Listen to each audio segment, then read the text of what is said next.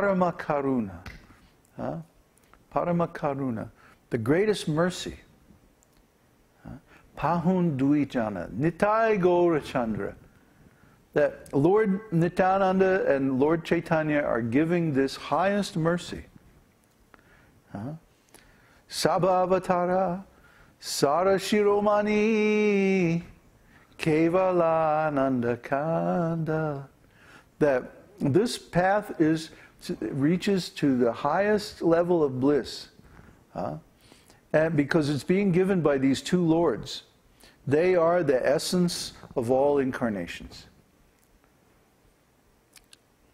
Because this is why Krishna appears in this material world, in any of his incarnations. Paritranaya sadhunam, to protect my devotees. That's the first thing. And then the next thing is vinashaya chadushkritam, to destroy the rascals and demons, the miscreants. Vinashaya, right? Dushkrita. Dushkrita literally means miscreants. So he comes to protect the devotees and, incidentally, to destroy the miscreants. But when he comes, he's always accompanied by his eternal associates. And they display all the wonderful pastimes of the spiritual world to show us how to relate to Krishna, to teach this art of loving Krishna. And just like in Bhagavad-gītā, Arjuna and Krishna are friends. In fact, Arjuna is even ordering Krishna, please take my chariot out in the middle of the two armies so I can see who's here and what's going on. And then Arjuna gets overwhelmed. Oh, I can't fight with my relatives. This is horrible. This is going to ruin everything. We're all going to be miserable. It's terrible. I can't do it. I'm going to go to the forest. And then Krishna says, why are you speaking like this? Yes, this is Daurbalya, Hridaya Daurbalya, weakness of heart. This weakness of heart should not be heard coming from a great warrior like you. Why are you talking like this? This does not lead to higher planets, it leads to infamy.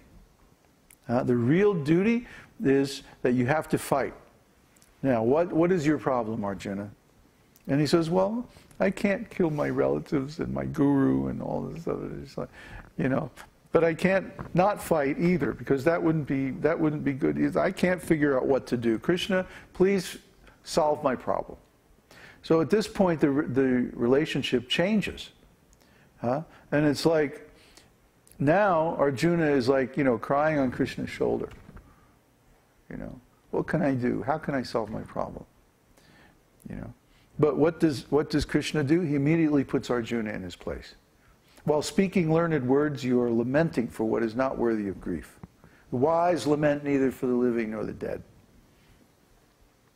And Arjuna's like, oh, what does this mean? And then Krishna begins to explain everything. We're spirit souls, we're eternal, don't worry, just work for me, do this. Offering as your work as a sacrifice to me, then everything will go great. Take this transcendental knowledge, put it into yoga and like that. And then Arjuna is like confused. Well, now wait a minute. You say you want me to fight, but then you also say you want me to follow the path of knowledge. Which I don't get it. Which way do you want me to go? My inclination is I want to run away from here and go hide in the forest. So then Krishna explains, okay, well, this is what people do in the forest. They do the yoga system, and he explains the whole yoga system. You put a mat on the ground, cover it with a deer skin, sit on it, fasting, celibate, blah, blah, blah. Just control the airs with the life breath and, meditate on the Lord and da, da, da, da. And Arjuna says, I can't do that. No way, I can't control my mind. My mind is like all over the place, That's why we're having this talk, right? So then Krishna begins to describe, actually, okay, then just fix your mind on me. And he begins to describe his transcendental position.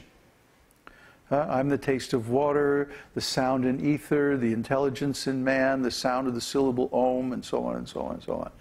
And then Arjuna says, let me see, if you're claiming to be the Supreme Personality of Godhead, let me see your universal form.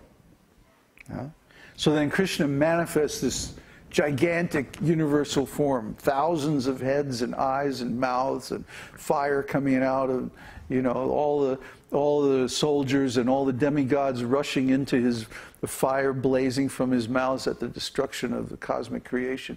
And Arjuna is like, ah, Krishna. You can't deal with it. It's too much. He's overcome with fear. He's overwhelmed by God's majesty and his intense greatness. So, what does he say? Krishna, thanks for showing me that. Now, please manifest your four-arm form and your two-arm form. You see? Even Arjuna, the greatest warrior in the world, is overcome with fear when he sees how great Krishna is. So what does Krishna do? He manifests a human-like form that his devotee can love. See? And it's this form in which Krishna says, give up everything and surrender to me. He doesn't say that in his universal form. What does he say? Time I am, destroyer of the worlds. Whoa, it's hard to love that form. Very hard to love that form. But the two-armed form, or even the four-armed Vaikuntha form, is very easy to love. Because that form is on a human scale.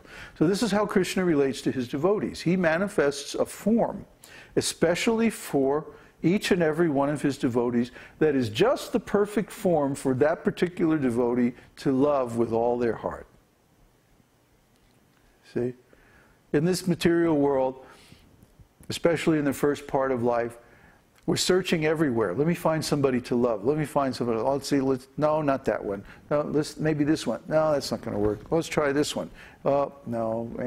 And this goes on and on and on and on.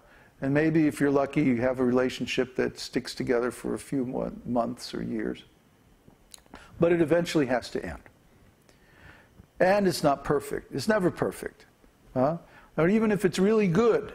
I mean, as an astrologer, I often see, different charts. And there's a way that you can analyze the compatibility. I've never seen two charts better than about 80% compatible. So even the most compatible people in this material world, there's going to be about 20% that's not compatible. There's always going to be something about the other person that you won't like, and there's always going to be something about you that the other person doesn't like. Welcome to planet Earth. So that's not true of Krishna. First of all, Krishna has no bad qualities at all. Occasionally he acts a little rascally, but it's all in love, it's all in good mood. But anyway, Krishna's form that he manifests for his devotees has exactly the qualities, exactly the mood, exactly the features that devotee most cherishes and most loves. So the perfect love object is Krishna. You can find some aspect of Krishna. Everyone can find some incarnation or expansion or pastime or quality of Krishna that they just absolutely adore. You see? And so we can approach Krishna in that way. He says, Ye yata mang prapadyante. I respond to the devotees in the way that they surrender unto me. If they surrender in conjugal love, then I reciprocate in conjugal. If they surrender as a parent, then I become their son. If they want me as a friend, then I become their friend. If they want me as a master, then I accept their service. You see? Whatever relationship we want with Krishna, that's okay. As I said earlier, his supreme position is unchallengeable. No one can defeat him. No one can change his supreme position, his supreme nature. So, well, what's the problem? He can relate to us in any way that we want to relate to him. There's no problem for him. He has unlimited resources. unlimited time, unlimited energy. So he will accept our service. He will accept our love in any way that we want to offer it to him. The point is to offer our love to him. You see? To give up the trying to love this material world or the people in it, and to just offer our love to Krishna. That's what Krishna wants.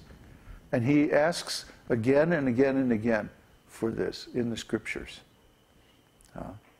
So if we just give that to Krishna, he gives his very self to the devotee. See, this is the reciprocation. You know? And it's not that you can force Krishna to manifest. You can't force Krishna to appear. There's nothing that we can do. It's not like, you know, if you chant 1,000,000 rounds or, you know, give $1 million or, you know, do all these things. Krishna's not